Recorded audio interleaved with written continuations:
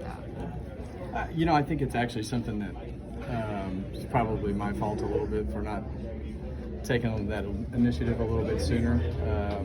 I think all of us are, from a driver's standpoint, are probably, a little bit more on the same page than we have been in the past. And, if that's what it takes to, keep my colleagues informed and educated and, get the things that we need, I'm here.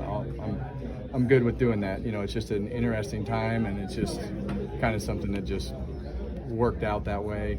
I feel like most of them are my kids, so do you feel obligated to be the leader? I don't feel obligated, but I think the timing of it is just what it is, right?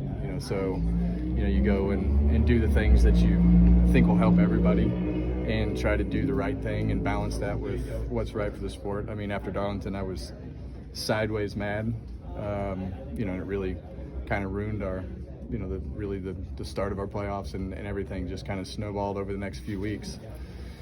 So once I got over that, and NASCAR's done a good job in working with us and really letting us communicate and weekly and openly and candidly, and I think NASCAR has learned a lot. We've learned a lot, and I think we both learned that the more we talk, the better off we both are. And I think that's important especially for the younger guys, to see that you have to let things go in order to progress things. And it took me a few weeks to let it go, but we've made great progression. Jeff Burton's been a big help in that, but there's a lot of those young guys that have spoke up and been taken a lot more initiative than I really thought was going to happen. And hopefully, you try to lead by example, and I think a lot of them have done a really good job in speaking their mind, and we've made a lot of good progress over the last month. Where do you feel like you've made the most progress? It's a long list. So, are you more comfortable with NASCAR's safety response now in the last month? We still have a lot of work to do, but I think everybody knows that. I think the biggest thing that we've all learned is it's a constant progression. We can go back and rehash how we got to this point, but it's really irrelevant. And I think as we move forward, it's going to be, it's going to take everybody in order to progress things like we want it to progress, and in all honesty, like they want it to progress. But I think there's just so much that has been going on and so much change in the sport that I don't think anybody from either side really realized where we were or what we were doing, and it's been very productive lately. So fair to say that maybe there's more trust? I think everybody is. I think a good working relationship comes with, trusting each other to the point of being able to be open and candid and not take it personal. So I think we've definitely worked past that, initially, and have made good ground. Where do you land on whether there needs to be a rule for the Chastain type move? I thought it was fantastic, right? But I think a lot of things are fantastic once. The upside to that is probably a lot less than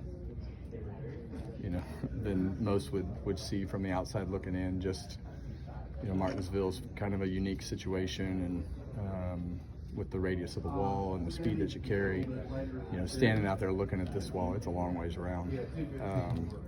And I think as you go through those things, you just have to work through what's the right thing for everybody, not the one cool, great, spectacular moment for the sport. It's probably the biggest thing that's happened for us in a long time. But you catch a gap in a soft wall and shoot it back across the track and bounce it off the inside wall and take two guys out.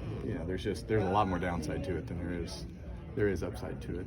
And that's how most things happen, right? Things are exposed and things change, and you progress forward. 40th start at Phoenix, going for 19 straight top 10s. How important is that to you, just given your success at this track? I just want to win.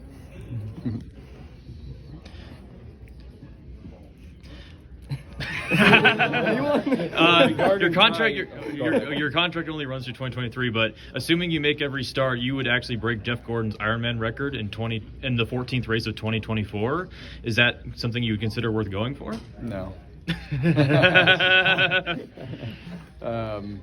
I don't know. I think everything is kind of a moving target at this point for me. I just want to have fun, as we go forward and enjoy it. And there's a lot to consider for 2024. So I'll sit down after we get done with this week and start to worry about what all that looks like, so that it doesn't put anybody in a bad spot.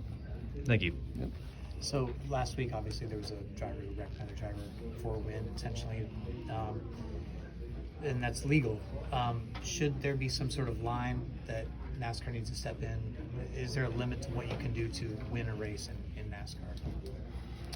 I view that as much different than a right rear hook in the middle of a straightaway at a mile-and-a-half racetrack. So, I think it's intentional, coming back under the caution, spinning stuff out, but when it's under green and you're racing, I view that as much different as under caution and on pit road and those types of things. So some of that stuff, in that particular instance with Ty is, I think that stuff is almost self-policing, just in the lessons that are learned. But the other thing you got to remember, I can tell you a number of times that I've spun somebody out, not meaning to spin them out, but until you do it, right, you don't really know. And that's, look, it's a tough situation because it's complicated with his teammate, and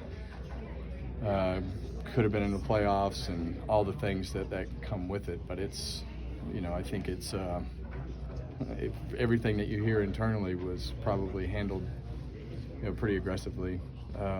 So I just view that as different. As like, I'm all about getting, I don't know what the feeling is in the shop amongst the two, what's happened before. Like, there's just a lot of things that I don't know that led to that. And there was a lot of pushing and shoving throughout the whole race. But it's a tough situation with the teammate. And, I think having two cars in the playoffs would have been better than having one. So, but I don't view that as the same scenario as what happened with Bubba. This is Blaine Perkins, driver of the number 9 Raceline Wheels CR7 Motorsports Chevy. Make sure to hit that subscribe button. Also check out one of those 2 videos beside me. Visit frontstretch.com for more racing content.